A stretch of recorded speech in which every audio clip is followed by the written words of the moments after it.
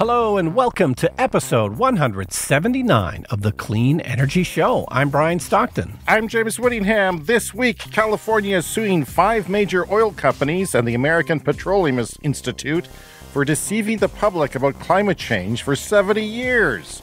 Imagine if they started lying only about 30 years ago, Brian. We wouldn't need to do this podcast. Hydrogen refueling stations for cars are being closed in Denmark.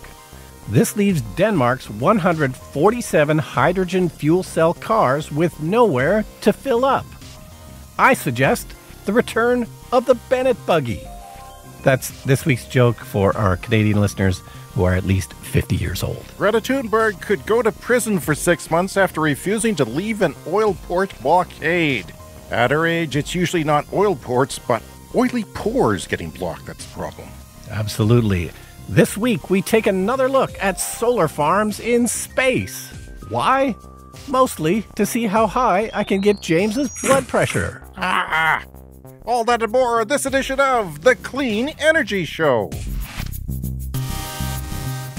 Also, this week's show, battery longevity does better in cold climates, Brian's heat pump water heater, wildfire smoke is affecting mental health, and the Saudis and Albertans are in for a big surprise this decade as they cling onto oil at the World Petroleum Conference in Calgary. How are you? I have a quick update on, I'm trying to get rid of all the natural gas appliances in my house. So finally got around to ordering a heat pump water heater. So this will replace my natural gas powered water heater. These things take time though. It always takes time to sort of get it in stock and to book somebody to install it, and et cetera. But just wanted to let you know that I'm getting close. Just have the water heater and our outdoor barbecue that are hooked up to our gas connection, and those will be the last to go. Where does one buy a heat pump water heater? How hard are they to come by? Well, I don't think they're that hard anymore. They're starting to become more common, but I'm just ordering it through, the same company that put in my air source heat pump to heat the house. Okay. So they've done this sort of thing before, right? The heat pump installer, and that's just part 2 of the installation of your house, right? Yes. And the air source heat pump that I got, it has an attachment, I think I mentioned this, where you can use the heat pump to preheat your water. So I believe they're going to put in a second tank, like a sort of a pre-warming tank. So especially in the summer when the heat pump is generating lots of heat trying to cool, it can take that waste heat and kind of preheat the water. So that's what looks like is going to happen. So it's transferring. Heat pumps don't make heat. They transfer the heat that's inside your house where you don't want it. And then they put it outside and they blow it off in the fan. But they're going to use some of that before it gets there to preheat your heat pump or your water, your hot water, which you use and you want hot, whether it's hot out or not, right? Yeah. So I'll keep you posted on that. And then I just wanted to explain the joke off the top of the show. Do you know what the Bennett buggy is? I don't know what a Bennett buggy is. No. It sounds familiar, but I can't place it at all. Okay, well, I've got the Wikipedia page here. So the Bennett buggy was a term used in Canada during the Great Depression, which to describe a car that had its engine, windows, and sometimes framework taken out so that the car could be pulled by a horse. Oh, okay. I get it now. So lots of people had bought cars in the roaring 20s, and then the 30s came, and suddenly they were too poor to actually run them. So they converted them into being drawn by a horse. So in America, they had something similar. This was called the Hoover cart or the Hoover wagon, named after Herbert Hoover, who was the president at the time in the U.S. So this was a particularly common thing, though, the Bennett buggy here on the prairies. Lots of people just went back to horses. That's kind of scary, though. With the world kind of teetering some days, it seems like I hope we never do that again. Okay, Brian, so as you know, on the weekend we had a tremendous interview, and I'm going to play it now on the show. We had to do it in advance, if you're okay with that. Yeah, sure. Elon Musk, welcome to the podcast, and thanks for doing this. A big fan of the Clean Energy Show. It's a funny, entertaining show. I mean, it's not Spaceballs funny, but yeah. Elon, I'm a huge fan. And boy. Can I give you a massage? I actually spent time in Saskatchewan when I was 18. How did that affect your life, Elon, being in Saskatchewan? This is where I learned how to distrust the Jews. What? Just kidding. Wasn't going to stick around here. Are you kidding? But seriously, it's a very racist place. No. I own 2 Teslas. You should own 3. Okay, opening the order page. Get the Cybertruck. It's going to be awesome. I assume you're a farmer. I could be. Elon, Brian and I live at a place that has a lot of misinformation about electric vehicles. What do you think of that? Well, everyone's smart moves away from here, don't they? The truth is electric vehicles are better than combustion vehicles in every way. Eventually, everyone will realize that. I think it'll just take some time. I drive past people with ICE vehicles all the time in the winter when it's minus 40 and they're not starting. And I know they assume the opposite is true. Yes, there's nothing to start an EV, nothing to crank or churn. It's very last century technology, ICE vehicles. Technology that I think has been perfected, but it's really just outdated now, I would say. I realize that. I would say that too. Elon, is the future of the Earth's climate still important to you? Obviously. Tesla was created to advance the electrification of transportation, and I think we've done that. Soon, electric versions of vehicles will be much cheaper to own and operate. The cost of ownership is already cheaper in almost every case. Elon, what's your plans for a Mars society? Would you be president of Mars? I wouldn't actually go to Mars myself, but I do know the society we create that will be anti-woke, very much like X is now, but without oxygen or plant life. I love that. I own your stock, that's awesome. Then maybe you should give me a piece of it. Haha. X is killing me. There's a lot of people who seem threatened by the transition to a cleaner world. Absolutely. Change is always hard historically. People fought against the horseless carriage when the car was invented. But we built highways and gas stations very quickly, mostly while fighting a world war. The government of the province we live in seems to be against the transition. They put a tax on electric cars when there were only 400 of them here. I would say that's pretty short-sighted, yeah. I would disagree. Please welcome Premier Mo to the podcast. Fake Scott Mo is AI generated. Why are you so afraid of EVs and clean energy, Mr. Mo? I would say, hello, Premier. I agree with you on the anti-woke stuff. Parental rights are very important right now. Fortunately, I get all my info from Facebook. The Toronto Star quoted one of your ministers as saying Saskatchewan can't go to 100% electric vehicles because of cultural and geographic regions. What's that about? I'm guessing they have friends in the fossil fuel industry. The only energy is from the fossil fuel sector. Please stop calling wind and solar energy. The change to a cleaner system is inevitable. It's cheaper and just better in so many ways. They really should get on board. And there's clearly less money in that type of energy. It's just electrons. Atoms are the way to go. Did you see Oppenheimer? I found it adequate. He hates cinema. Does the oil industry pull your strings?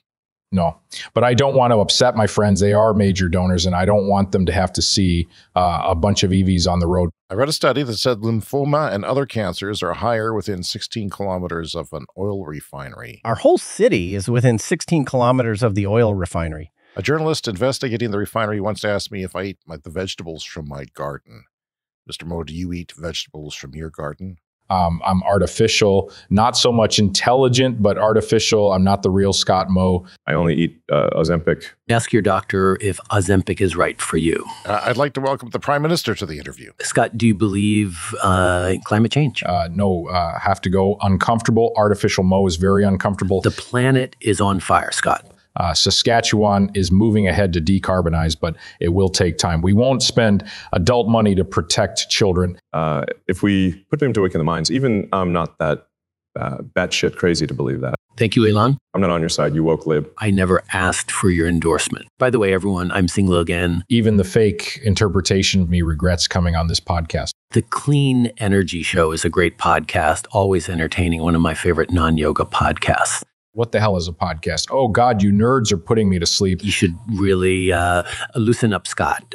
Drop the whole tough guy, a grow bro thing and live a little. Be a modern man's man. Have you tried yoga? I have to go address suddenly important trans issues and see if Facebook says if I can go pee yet. Fake Mo out. Brian seems to be giving out massages. Anyway, got a blast. Elon out. Trudeau out. Thank you to AI Elon Musk, AI Brian, AI Premier Mo, and our actual Prime Minister, the Right Honorable Justin Trudeau. So obviously, cloning voices is a wonderful thing now. Yes, and I like how you made great pains to point out that the Scott Mo was fake.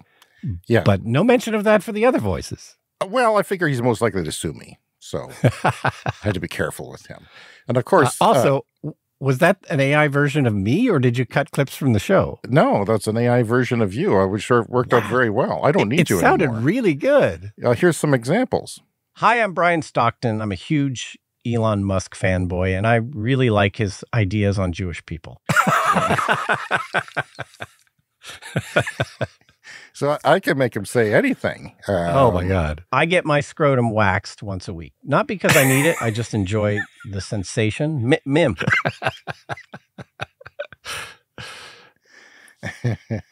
God, Brian Stockton.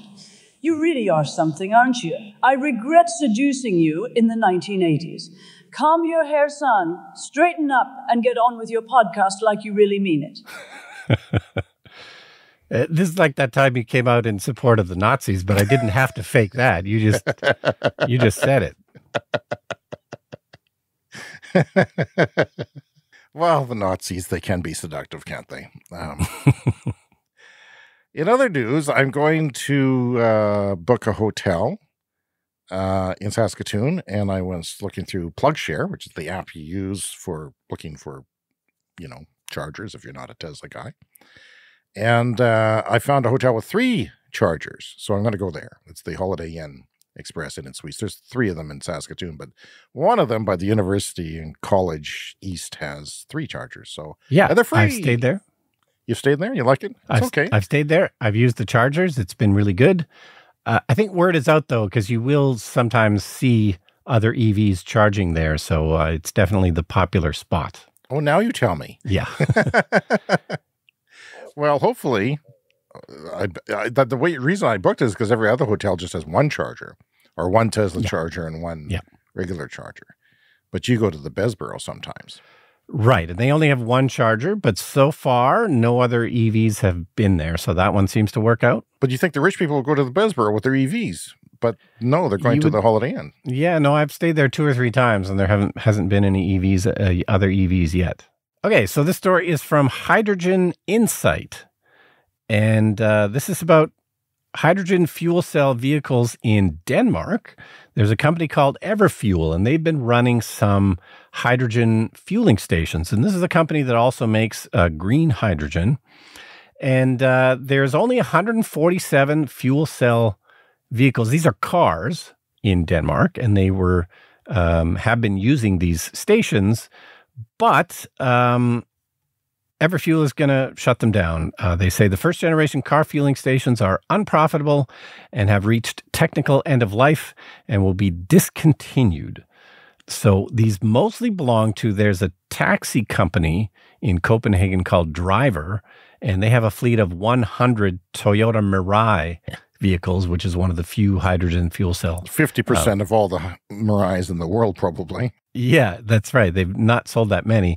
And you hear numbers like this in other places, right? Like the number of fuel cell cars is often only, in the hundreds, not in the thousands yet. But, they also said that green hydrogen production in Denmark is not really ready yet. So, if the hydrogen's not green, then why the hell would we be doing this? They're going to talk to people and see if there's a way to keep this going, but it seems unlikely. So now there was also an interesting quote from them. This seems like a bit of a stretch, but they say the challenge for electric cars will not be the batteries, but the limitations of the grid. When it starts to become a problem for the grid to deliver clean power at the time we want, then hydrogen may experience a renaissance, which seems like awfully wishful thinking to me. If the grid is having difficulties, let's just expand the grid. It's expanding to a whole nother fuel system to make hydrogen seems like maybe not particularly. It's insane. I can't believe how important people, politicians, investors with a lot of money are doing things that are so obvious to you and I that I would bet my life on it. Like they don't know what they're doing. Yeah. I don't know what makes them so stupid or so ignorant about what's going on. I mean, maybe if they drove an EV for a month, maybe if they had solar on their roof for a month, they would understand better. Or maybe if they, read more about what's going on like we do, then they might know better. But I just can't understand how there's that disconnect.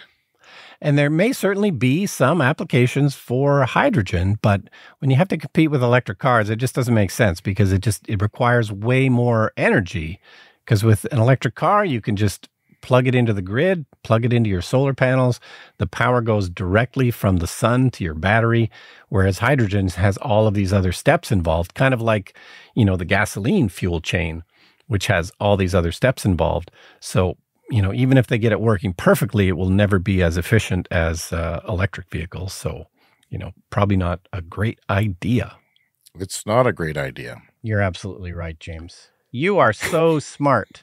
I'm honored to be your co-host on this podcast. I couldn't get it to not be sarcastic to say those words. It's still... That's accurate then. That's it. It sounded like you. It really knows you. That's kind of scary, actually. Because if you had to say those words, that's how you would say them. But anyway, they are going to keep open. There's still going to be some hydrogen buses running in Denmark, and there's going to be fueling stations for those. So hopefully that taxi company, I don't know, figures out what to do and maybe hooks up some horses. Sell them back to Toyota. They deserve them. I saw a couple of days ago the Premier of Alberta on the webpage for CBC News in Canada. She was in a Toyota Mirai. And of course, she's hoping, because she wants to sell the gas that's in the ground to make green hydrogen, and the world will go to hydrogen cars. Oh my God. I don't understand. Like, it's for you and I to see that. Is literally laughable. Well, and it's not green if it's coming from the ground. No, it's not. I mean, you can capture the carbon, but it's such an intensive process. Why not just make electricity off, say, a solar farm and power a car that is proven and loved by all who use electric cars? And by the way, Sandy Munro on his channel, he was talking about a battery breakthrough that doubled the energy density, and I wouldn't have taken it seriously if it wasn't him. Yeah, I hope he's right. He's going to go investigate it. But you were hearing a lot about battery improvements that seem legit because they're going into production. They're not like, okay, in the lab, we've proved we can do this. Well, how much does it cost? Does it work at low temperatures? Does it last 1,000 charges? All that stuff. But yeah, I predict big things. I mean, even if that's not happening, and if it did, it'd be a freaking game changer. Yeah. We're going to go places by 2030. This stuff's going to start seeping in the latter half of this decade. No, and this is what happens when we all focus our energy on that. The smart people of the world know where this is headed. There is also some, government subsidies available. There's just a ton of money to be made with better battery technology. So the smart people are chasing that. So the oil province of Alberta can go ahead and, try and get hydrogen by the time any of it gets going, unless it's used for steel or shipping or something that, that we can't think of right now. There's going to be a lot of stranded hydrogen. Let's put it that way. And some of it'll be useful, I'm sure, but there's going to be a lot of it that's not going to be because they're just, things like this that are wishful thinking. So California is suing 5 big oil companies. One of them, Chevron, which is located right in California, their headquarters, although most of their operations are in Texas. California is suing them and the American Petroleum Institute for deceiving the public about climate change for 70 years. That's right, Brian. They knew that what they were doing accelerated climate change for 70 years. That's a long time. The premise is oil companies deceived consumers about the environmental dangers of fossil fuels. And they want money. The state of California has brought a suit against them, alleging that they've known about these dangers posed by their products and lied about what they knew for 70 years. And the suit names ExxonMobil, my vote for the most evil oil company, although you'd have to have a good argument about that. ConocoPhillips, BP, Shell, Chevron, along with the Petroleum Institute. None of the companies responded to a request for comment from the New York Times, but the counsel for the API snarled this ongoing coordinated campaign to wage meritless politicized lawsuits against the foundational American industry is preposterous, yada, yada, yada. Yeah. So good. this is not teenagers. This is the state of California. And they've pointed out that a lot of other people are doing this too. So a lot of other states, municipalities, counties even, a lot of different levels of government and people and teenagers are suing them, and they're not liking it much. Yeah, well, I should sue them just like to pay for my heat pump, right? Which I'm getting because it's now hotter in the summer and because we got to keep the windows closed to keep the smoke out caused by the forest fires. We all have grounds to sue these oil companies. And of course, it's very much like what happened to the tobacco companies, which ended up paying a lot. And it, wasn't so much that cigarettes kill you, which they do, but it's the fact that they were doing the same thing of deceiving, and they knew the science behind the danger of cigarettes, and instead of owning up to it, they just doubled down, tried to keep it a secret, tried to obfuscate and delay as long as possible. Oil has been doing this. We all use oil. We all need oil. We all use gasoline. If they had come to us nicely and said, hey, look, we think this might be a problem, we wouldn't be in this mess. They didn't want anyone to know about it. They wanted to put it off for as long as possible. And then they started coming up with strategies to question the science and make people, the science isn't settled. And they're still, to this day, screwing with people online. It's a lot of this misinformation is traced back to the fossil fuel companies in investigations. Yeah. And of course, they're getting a lot of that misinformation propagation for free now because they've planted this seed in so many people's minds that they have believed that it's true. And, regular humans are just repeating this nonsense for their benefit. It's like an unwoke mind virus. Okay, so I want to go back to solar in space. So we talked about this a couple of weeks ago, the idea that you could build a solar farm in space and then beam the electricity back down to Earth. And this seemed to make you very irritated, so I wanted to talk about it again, of course.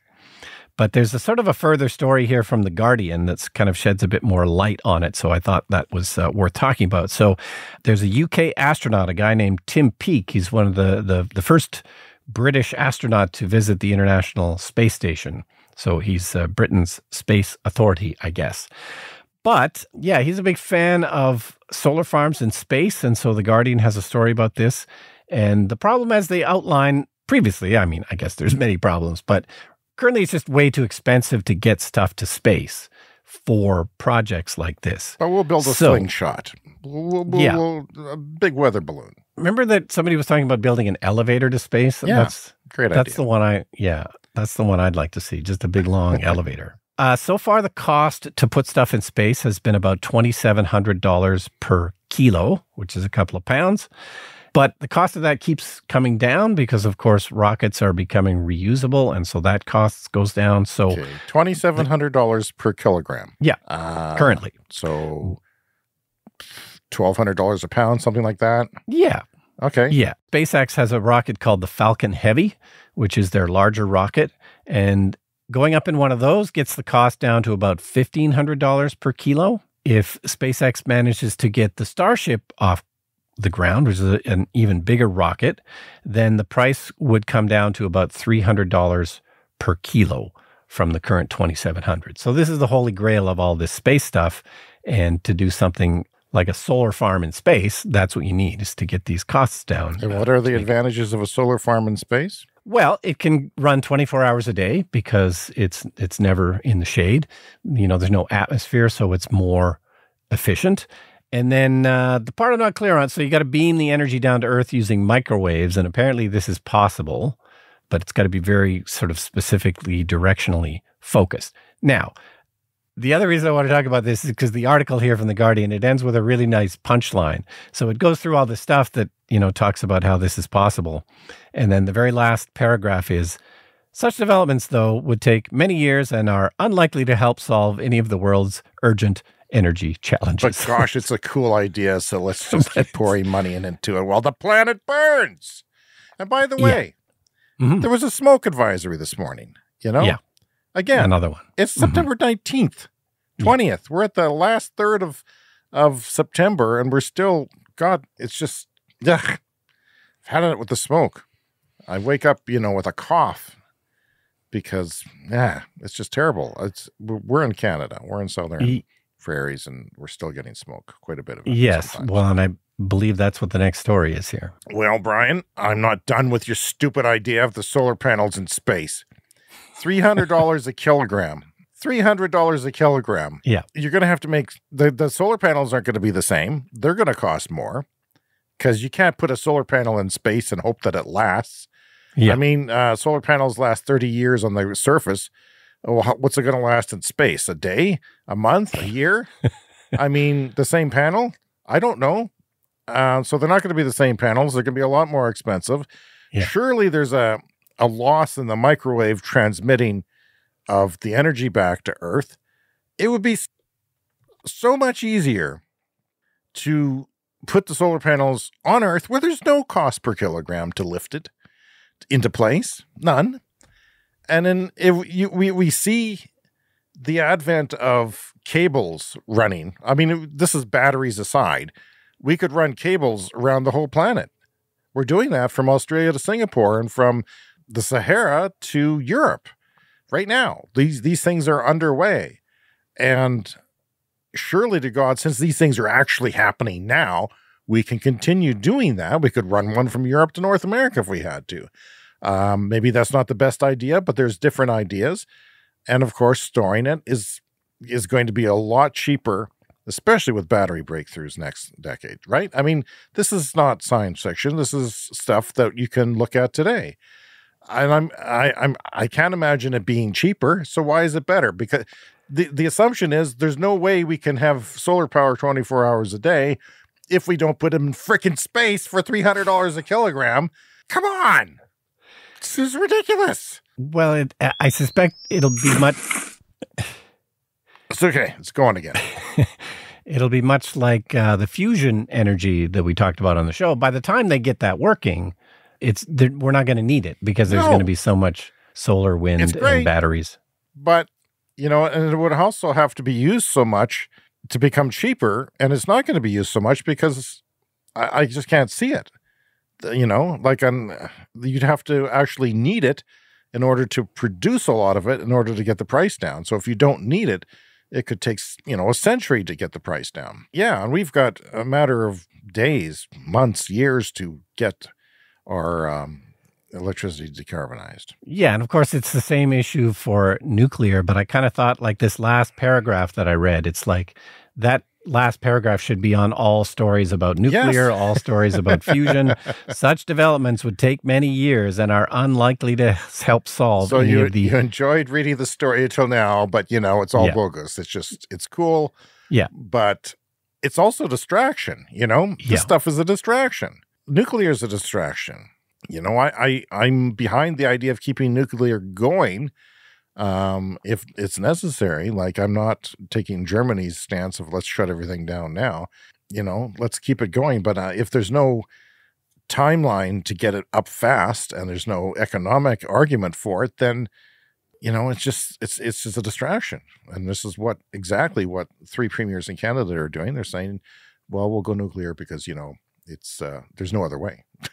Yeah, but that's a massive assumption. That's not true. So frequent hazy skies and health warnings appear to be taking a toll on the physical and mental health of our friends next door in Alberta, the oil capital of Canada. This is from CTV News in Canada. We've got clients coming in and they just haven't had the summer they really wanted to. Whether they have health conditions or don't allow them to be outside when it's really smoky, or they have small kids and they're worried about their health as well, said Sabrina Roach, a psychologist. You know what? I could be one of those people. I didn't have a good summer. My pool was not operational very much. Yep. I closed my windows. I haven't been outside. Even in September. We've had a lovely weather, but it's best not go out there. It's like smoking. And we love to complain about our horrible winters. We have 5 months of horrible winters. Brian, I'm looking forward to -40 and a clear blue sky and some fresh air. I think I'm going to go out. The complaint about the winters is always tempered with, but we have really nice summers. The summers are amazing. So if we don't have really nice summers, then there's no reason for us to live here and we should leave. I'm Margaret Thatcher, and you're listening to The Clean Energy Show with James Whittingham and that naughty boy, Brian Stockton. Yes, I'm dead. But am I really that much more dead than these two chaps?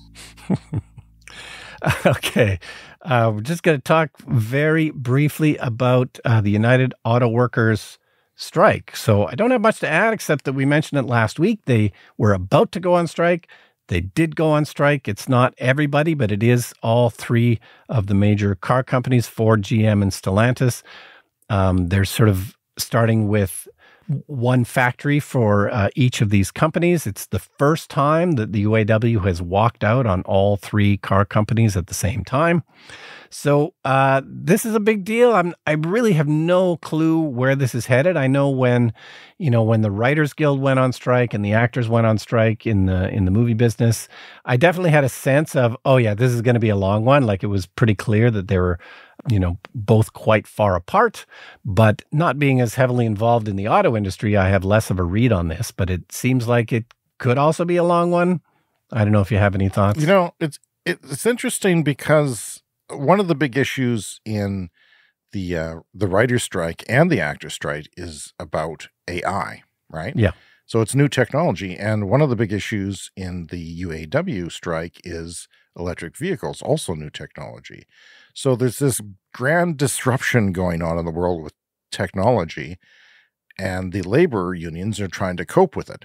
And it's, I don't envy them. It's difficult. I don't have the solution for it, but yeah, it's transitions can be hard. They can be strainful. Yeah, and they need a pretty large increase just to keep up with inflation, which has been very heavy. But of course, all the auto companies are going into an era where they're, all starting to lose billions of dollars switching over to electric.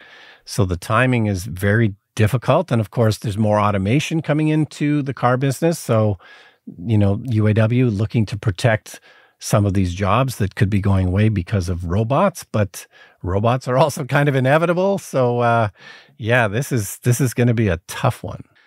Brian, I want to dip into the mailbag here. And this week we've got a voicemail. You can leave us a voicemail. Did you know that? Right online, speakpipe.com/clean energy show is where you can record it. If you don't like it, you can re-record it. And we got a message this week. Guys, it's Emma Stone. Love the podcast, especially your recent episode where you mentioned me. Brian, if you come back to the Telluride Film Festival, again, please bring James. I would love to meet him. I know he's a broke-ass bitch, but I always have room in my hotel room for him. He's so sexy. Thank you, Emma. It's good of you to take the time to contact us. Oh, that's so nice of her to do that. Isn't it? And I'm glad she listens to the show. A lot of people listen to the show, but well, sure. Margaret Thatcher listens. Well, from the beyond, yes, she does.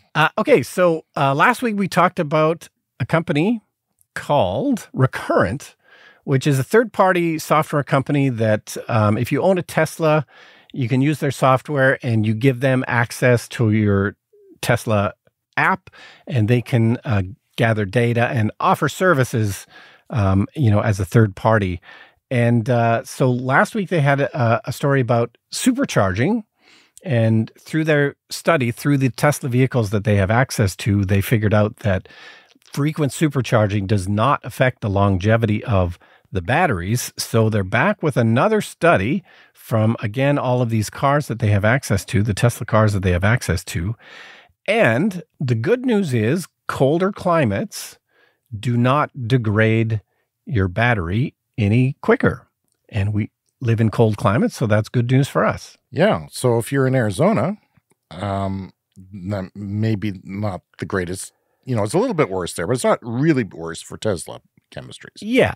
It's not bad, but of course, the flip side, the bad side is if you live in a hot climate, like for instance, the southern U.S., so that's what they looked at in this study, that basically the cars that they have on their radar in the northern part of the United States ended up with a range score of 95, meaning 95% of the original amount of the battery, and down to 92 in the southern U.S. But I thought that was interesting because I know we often talk about your old Nissan Leaf, because those old Nissan Leafs from over 10 years ago now are some of the oldest electric cars that are still around. And I remember you telling me at the time, the ones from the southern U.S. are the ones with the most battery degradation, and it's partly because the old Nissan Leaf just has air cooling for the battery. It doesn't have a water-cooled system. So again, that's kind of the bad news here, is that all these Teslas have a liquid-cooled system for cooling the batteries, but apparently that's still not quite enough to mitigate some of these issues caused by hot weather. Yeah, but most of them. I mean, it does pretty well with it. It's just a little bit worse. I mean, it's not hugely worse like the Nissan Leaf. And that was a terrible thing that happened back with the first batch of Nissan Leafs, because they were the first mass-produced electric car in the world. And, of course, the headlines on the front page of the papers was, the batteries are faulty. So this is one of the big reasons why we all have cold feet about buying electric cars until we have one, and then we realize how great they are. But, yeah, I mean, it's put a lot of doubt. It's Nissan's fault, actually. And they didn't fix it. They changed chemistries, but they never really, like even the newer cars, you can't fast charge them on a road trip for more than 3 times. By the time you get to the third charge on, a day-long road trip, well, it slows down because it can't handle, the battery's too hot. Yeah. And that's no good because it's not cooling it. So, yeah, the Aria, that is a different story. They've got better tech with their batteries. But, there's different chemistries out there, all kinds of recipes for battery chemistry. So not everything is the same. But, almost all cars are, liquid cooled, like you say. No, and even, given how new this technology all is, even those early Nissan Leafs, for a first generation product, it was bad, but not exactly a disaster, but something everybody learned from. It's still, all of this is still doable. You could still have an air cooled battery today. It's just not as good. But Tesla, they had it right. They were making cars around the same time. The Roadster, but the S came out a little bit later. But, their batteries were pretty good. Like the early cars, there's some 1,000,000-kilometer cars and even, I think, a 1,000,000-mile car. Yeah. And of course, those were more expensive cars, so that they certainly could afford to put in a better cooling system. It's time for the lightning rounds. The lightning round is a fast-paced look at the latest headlines in climate, clean energy, and transportation. Thank you, Emma. Tesla chargers are coming to 2,000 Hilton hotels in North America with the Tesla Multi-Connector. Brian, are you excited about the Multi-Connector? I am. Yeah, that's amazing. It's like the Magic Dock kind of thing where it can work with the Tesla connector or the CCS. But this is for destination chargers. So, Tesla's making a charger for these hotels that will kill 2 birds with one stone. It'll do Teslas and non-Teslas. So 2,000 of them at Hilton hotels.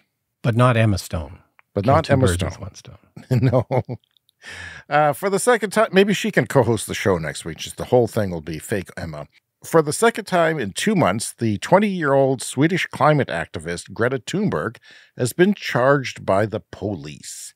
She was charged with disobeying a police order to leave a protest, which was blocking a oil port. The incident happened in Malmö, Sweden on July 24th. She could face, because this is her second offense, a maximum of 6 years in prison. And that is a terrible, terrible thing. And we have a clip. I, Greta Thunberg, call on Brian Stockton from the Clean Energy Show, who's clearly rich, to bail me out. I don't want to go to jail. Yeah. Could you just write her a check, Brian, for the No problem. show? I'll talk to the bail bondsman. Time for a CES Fast Fact. Bloomberg says 10 new EV models have gone on sale in recent weeks in the United States, bringing to 51 the number of battery-powered cars and trucks Americans have to choose from. That's far fewer than the hundreds of models on offer in China or the 80-plus models available in many European countries. But it's growing quickly. At this time, 12 months ago, Brian, the U.S. had only 30 models, and it has practically doubled in a year. So that's where we're going. Moving fast. It's taken off. The S-curve is taken off. From CBC, the headline is, Saudis come to Calgary warning of the consequences of ditching oil. Oh, no, we better not ditch oil. You don't know the consequences of that. Oh, no. World Petroleum Congress, the Saudis said the sector can't solely focus on climate change. Warning, warning, warning. The energy minister from Saudi Arabia said, if we really want to be faithful to the idea that we will be transitioning, we have to also make sure that transitioning happens whereby you end up attending to the energy security, ensuring that energy is still affordable because, renewables so expensive and unpredictable, and does not act to the impediment of economic prosperity. Of course, that's the opposite is true, Brian. The exact opposite is true. Switching is a huge boost to prosperity. This transition of all these new technologies, all these companies, all these jobs that are going into this that we're just beginning is incredible. And of course, anybody with a brain knows that clean energy is cheaper. And pays for itself within, 5 or 10 years. I checked it out, and if it's room temperature, me going to Saskatoon and back, which is 2.5 hours away, will cost me $6. That's what it'll cost to charge 2/3 of my battery in the driveway if I get the same fuel economy. And then I've charged for free at the hotel, drive around a little bit, come home, $6. Beat that, oil. Beat that, Saudi Arabia, you murderous bastards. Here's another CES fast fact. Only 1% of electricity customers in Kenya use electricity to cook, as wood and natural gas still dominate there. So it's going to take some educating and some nudging to get people. I feel like you recoil when I call people murderous bastards, but it is true. Oh, yes, it's true. The Shake Shack will swap out soybean oil for a cultured alternative made by Zero Acre. Have you ever been to the Shake Shack in the United States? No, I haven't. Very popular. Its sugarcane-derived version is healthier, they say, more environmentally friendly, and doesn't alter the taste of food. I'm always excited when there's new developments in French fries. It will use the oil to cook items at just 2 of the restaurants for now, though. So, by the way, over the weekend, I was at the Over the Hill Orchard here in Saskatchewan for supper. They do a supper. It includes a tour of their groves that they grow cherries here, and there's sort of special varieties that can survive in our ridiculous.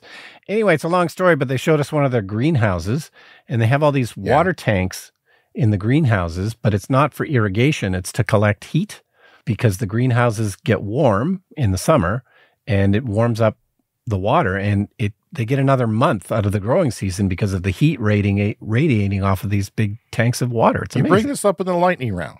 The lightning round, Brian. Why wasn't this a breaking news story at the top of the show? This is huge because nothing ever good happens around here, as we heard from our premier there. No, it's an amazing operation where, he's doing lots of crossbreeding of plants in order so that we can end up with, say, peaches that we can grow in our horrible climate here. But it takes many, many years and many generations of plants. But he's got solar panels out there. He's collecting all kinds of water in storage tanks and stuff. It's very inspiring. Good stuff. Volvo is phasing out diesel cars next year and going all electric. Good for them. From electric, Tesla is building in-car software to make car rental easier with Hertz. So that means you can use keyless lock and unlock via the phone key. So on your phone, if you have an app installed, and you can remotely precondition a cabin, track the charge status and more, which is a great thing to have for rental cars. So that's nice. Yeah, this is great now. They have these sort of cloud-stored driver profiles now. So I have this on my car. So yeah, if I was able to rent a Tesla from Hertz, I'd be able to use my driver profile that I already have on my phone, and they give you access through the app. And then, you could pre-cool the car before you even get to it, all kinds of things, this super smart kind of stuff. But you don't need to be a Tesla owner, do you? Like, this will advantage everyone. That's right. Anyone can download the Tesla app. So if you're planning to rent a car from Hertz, a Tesla, get the app already, start your profile, do all that kind of stuff. Tesla announces it produced its 5 millionth electric car. 5 million. That's quite the milestone. I bet, a lot of people, if you walked up to them on the street and asked them how many electric cars in the world, they'd probably say 100,000. Something way off. And Tesla itself has 5 million on the road. It's another CES fast fact. China sold more EVs last year than the rest of the world combined. Speaking of that. From The Guardian, London faces the incredibly worrying prospect of enduring days that hit 45 Celsius or 113 degrees Fahrenheit due to the worsening climate crisis, its mayor, Sadiq Khan, said. The capital would experience multiple 45 degrees Celsius days in the foreseeable future, potentially buckling various functions of the city. It means the underground is not going to be fit for purpose, which means it's not going to work. Some of the homes are too hot in the daytime, and care homes and schools too. So England, it's hard to believe. Like, it's the last place in the world that I would think that would, because it's cool and rainy in our stereotypical idea of it. Not anymore. From Current, Scottish Power launches new overnight charging tariff for EV drivers at 7 cents per kilowatt hour from midnight to 5 a.m. So, yeah, you know, it's so expensive to go into the transition. 7 cents per kilowatt hour is half of what we pay in the daytime. So 20% of new cars sold in the UK, by the way, all electric. India, this is from The Economist. India battery-powered 2- and 3-wheels, despite the phase-out in May of this year of some subsidies, 5.5 million sales in the first 8 months of 2023 of electrified 2- and 3-wheel vehicles. That's a rise of 53% compared to the same period just last year. So that's kind of, you know, the adoption curve is going right up when you go 53% more in 1 year. That's amazing and will do a lot for the air quality in India. And finally this week, a list of good news stories from our friend Assad Razzouk on Twitter, or X, or whatever it is, which is going away because you got to charge everyone for it. The EU has upped its renewable targets to 42.5%. Germany passes a boiler ban law. The U.S. cancels 7 Arctic oil and gas leases last week. Amazon deforestation is down 66% in August. That's good news. California EV sales are up to 22% of new cars sales, heading to 1 in 4 soon. So that's really, you know, what California does, the rest of the world follows. And this one's for you, Brian. LEDs cross 50% of global lighting sales, which at first is like, yay, and second is like, what? What's taking so long? I guess, you know, if you're in Uganda and you're poor, you don't go and buy a bulb that costs, you know, more than a cheap old filament. Yeah, and it is confusing. I do have some sympathy for people. Most people are not obsessed with light bulbs like I am. So I constantly see people like in the light bulb aisle at Home Depot just kind of confused about everything that's on offer. Some of them are smart bulbs, some of them dim, some of them don't. You know, it is confusing for people. You were a filmmaker, cinematographer, so you pay very close attention to light and light softness and light color temperature and things like that. So yeah, it's always big for you. All right, that's our show for this week. Please take the time to contact us, cleanenergyshow@gmail.com. Around social media, we are Clean Energy Pod. And don't forget to check out our YouTube channel for special features. Check out the Clean Energy Store. Link is in your show notes. Everything's in your show notes. A link to everything we can possibly have. If you're new to the show, remember to subscribe with your podcast app. And if you can, give us a review, a nice little review. It helps the show. We'll see everyone next week. See you next week.